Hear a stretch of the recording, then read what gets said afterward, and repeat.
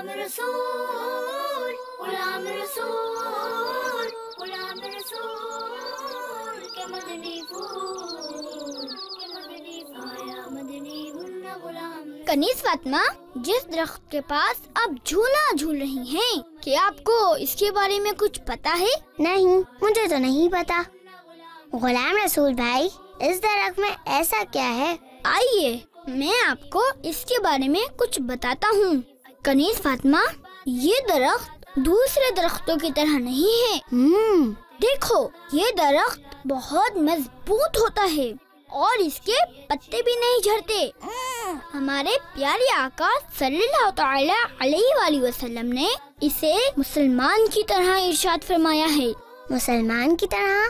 اس کا کیا مطلب ہے؟ کنیز فاطمہ، جس طرح ایک مسلمان کسی کو تکلیف نہیں دیتا بلکہ ہر حالت میں دوسروں کو فائدہ پہنچاتا ہے، اسی طرح یہ درخت بھی ہر طرح انسانوں کو فائدہ پہنچاتا ہے. یہ درخت ہر وقت پھل دیتا ہے.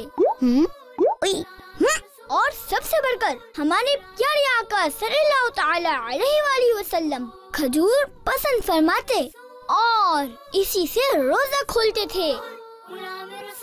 تبھی تو کھجور کے بغیر افطاری کا دسترخوان نامکمل ہوتا ہے. کھجور تو واقعی بہت مزیدار ہوتی ہے. کنیز فاطمہ، پھلوں میں کھجور ایک ایسی مکمل غذا ہے جس کو کھانے کے بعد ہمارے جسم میں طاقت آ جاتی ہے.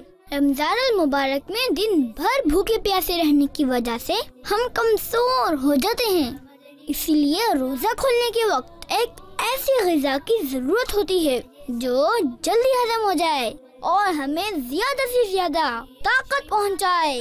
اور یہ ساری باتیں کھجور میں پائی جاتی ہیں. اور ایسا کیوں نہ ہو کہ کھجور کھانا پیارے آقا صلی اللہ تعالی علیہ وآلہ وسلم کی سنت ہے، اور ہر سنت میں ہی ہمارے لیے بہت سارے فائدے ہوتے ہیں.